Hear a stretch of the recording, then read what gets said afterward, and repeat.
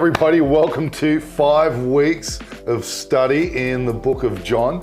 We've got topical weekend preaching. We've got daily devotions via the link tree, which you can get from social media. And of course, we got these 5-week midweek studies with Bronnie Bonnell. So let's get straight into it. Bron, can you give us some background on the book of John? Yeah, okay. John's actually vastly different from our other 3 Gospels. Matthew, Mark, Luke and John, just as a basic background for people who might not have too much background knowledge, the accounts of Jesus' life. They're apologetics for what Jesus did on earth. They're evangelistic reports to help people know that they can trust in Jesus. But the first 3, Matthew, Mark and Luke, are called the Synoptic Gospels. In the 1780s, they were called that because they're similar in style and structure and whatnot, and the way, like linguistics and literary style and all that, whereas John is quite different. And also, not only that, it's different in its chronology, so the way that it kind of puts events, the sequence of events as well. Brilliant. I just want to segue. We were talking before we started to film about the 4 perspectives. Yes. Could you just unpack that a little bit? Yeah, sure. So I guess, like, you've got 4 brothers. You've got the next 2 brothers close to you, Mark, then Jamie, and then you've got the twins. If you were to gather all those people, even the twins, and Mickey D and Rich, and ask for their perspective on a certain time of event, a 3-year period of your guys' life that you've lived together, I can guarantee that they would be also vastly different dependent on the perspectives of who they are. It's seen through the filter of who they are. We've got this thing in our house called Bella Memories, where Bella will recount an event at our dinner table, and we'll all just go, sounds like a Bella memory, because none of us remember it the same way. Now, while we remember it differently to Bella, it definitely happened, but guaranteed that we all remember it differently to each other as well. That's true. And it does, just to point out, if we were to recount some of our conversations or discussions, we have very different versions of how they go about as well. But really, by listening to both of us, you get a full picture of what actually happened. Very full picture if you listen to both, Bron, I would say. Well, so that's great. What do we do with all of that? So looking at the 4 Gospels, I would say that Matthew is a very thinkery kind of gospel, someone who is very smart and detailed and written for a Jewish audience primarily. Mark is more like a doer's gospel. It's like immediately this and then that happened. Great gospel. Best gospel. Yeah. And it's short and it's succinct and it's good for people with low attention spans. And then Luke is like an investigative journalistic report for his friend Theophilus, who's probably not a Jew. So it's a great balance to Matthew, which is all the detail, and then and not forgetting that they all draw from each other as well. But John's like this feeler's gospel. It's like this is how it felt to be around Jesus. Yeah. This is like the emotion. And so some people would kind of go, well, that's not very historically reliable. But, some people discount the witness of people coming out of Auschwitz, the Jews in the concentration camps, because they weren't dispassionate at all. They would call them hysterical. So they felt like it wasn't reliable. Well, of course they were hysterical. Look at what they've just been through. Of course. So the presence of emotion doesn't discount reliability. Yeah. And that's something to remember as we read through John. Yeah, sure. So does the audience come into play with all of this? Yeah. So it's a preacher's prerogative, right, to tailor what they're presenting to the audience so that the audience will get the most out of it. For example, I'm doing a Bachelor of Theology. Most of the stuff I'm saying, people don't care about. They could care less about. So I've got to tailor, some of the stuff that I know, weed it out so that I'm getting the relevant stuff to the people. And then my Uncle Alan, who was a lecturer at Sydney Mission Bible College for a number of years, he did this work on the Greek. And I was like, oh, Uncle Alan, can I read it? And he's like, Bron, you can't. People are going to read it, they'll write things, and then people will read that and they'll write things, and then somewhere along the line, that's when you'll be able to read it. And essentially he was saying, you are 4 degrees of smartness from being able to read what I've written. Yeah. And so John is writing to a particular group of people, and he's trying to get something across. And taking all the 4 Gospels together, you're going to get a full picture of who Jesus is. Great. I'm trying to work out how many degrees of intelligent I am away from that now. So that's great, Bron. We love that. how can we trust this gospel? How can we know for sure? Yeah, well, I guess like one of the things that helps us is that if we were to have an argument about it, realise that we're arguing from silence. So right back then and there, at the time, people accepted John's gospel when it was written. The early church fathers accepted it. And let's not forget that they threw out a heap. So they accepted what had been written as a gospel, as part of the 4 canonical gospels, they're called. And so then, you know, those early church fathers, so to throw out a few names, Irenaeus, Papias, not Theophilus, what's his name? I don't know, one of the other guys. My favourite, Polycarp. Polycarp, great father. Different early church fathers, that they were like, we accept this as a gospel. And then even through the Middle Ages, there's no argument. Yeah. People aren't trying to throw it out.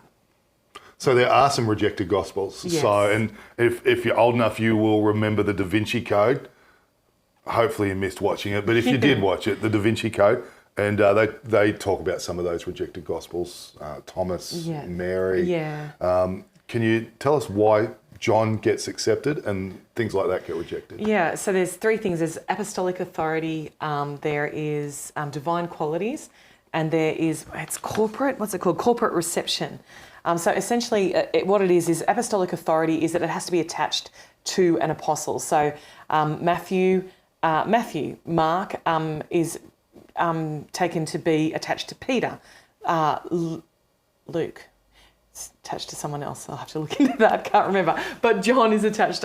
People attach him to John, and so that's the apostolic authority. Divine qualities. It has to show who Jesus is. So Thomas, for example, the Gospel of Thomas quotes all of the New Testament. So clearly written way after the New Testament, or not way after the New Testament, but a long time after Jesus lived. Whereas John's dated like 55 to 95 AD. People still alive that walked when Jesus walked who can dispute it. And then corporate reception has to be accepted by the whole church, not just part of it. And so Thomas, he's based on that people had some special secret knowledge, and that's how they got to know Jesus. Right. It doesn't line up with the rest of Scripture. Yeah, scary ground. Yeah, that's right. Okay, so thinking about all of that, what about the actual gospel itself? What about John? We'll have a look at it. And I guess, one of the things that we have to consider is that it is by faith that we accept it. As we go through the ages, by 1835, you've got a theologian saying, well, clearly John is a myth. Right. Because it says that Jesus is God and man. Well, these are the things that we have to accept by faith.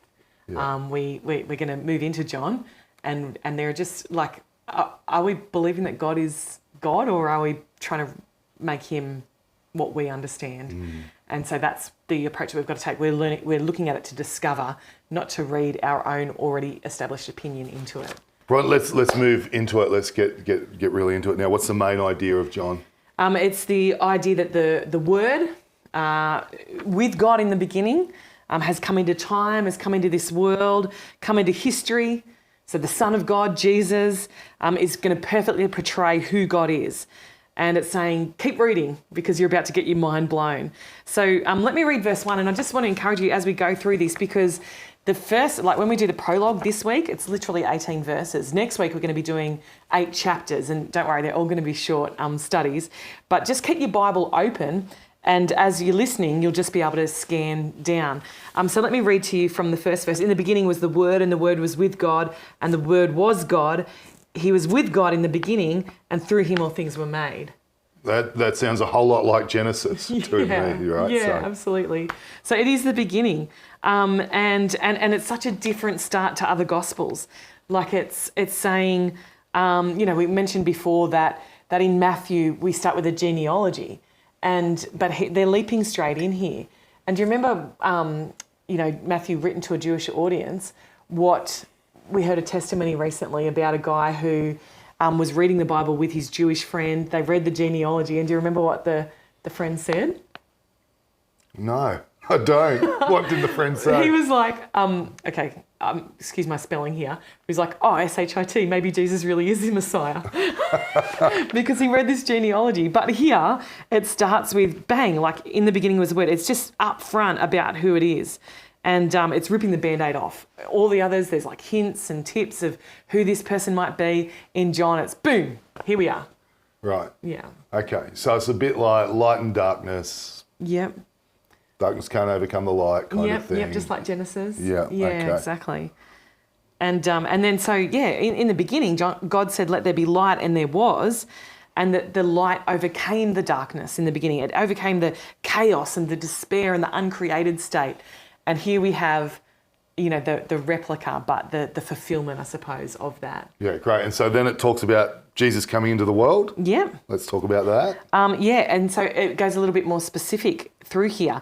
It's like he not only came into the world, but he came into our world. He walked among us and he talked among us. And it says here that they didn't receive him. And so it's almost like the first 12 chapters are all about those who didn't receive him.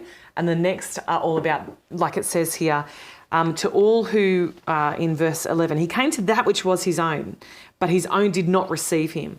And then verse 12, yet to all who received him, to those who believed in his name, he gave the right to become the children of God. And that's kind of the second half of John. Yeah, great. Okay, well, let's do something practical in the room where you are. Let me read it so I get this right. This is what we're doing everywhere. And we've enjoyed this process in our own group already. So as a group, we're going to read through the first 18 verses of John. We want to read them silently. Then let's have two different versions read out loud. And with that, make comment to an idea that strikes you as it goes, a question you have, and something you can live out this week. What could you live out from this week? That's the kind of thing we want to answer. Yeah. So you got that? We're going to read the 18 verses silently, have two people read from different versions, make some comment, question you have, and then something you can live out this week. And Bron? Yeah, so it's like the light bulb question mark takeaway. Yep. And so I guess for me, like I look at this and I'm like, he came from the Father full of grace and truth. And so I want to be someone who is full of grace and truth. I want to always be full of grace, but I also want to be full of truth. Yeah. What about you? What do you reckon something? I think I want to be more synoptic aware. That's what I want to do. Excellent. I haven't read the chapter yet, so let's come to it. Enjoy All right, your time.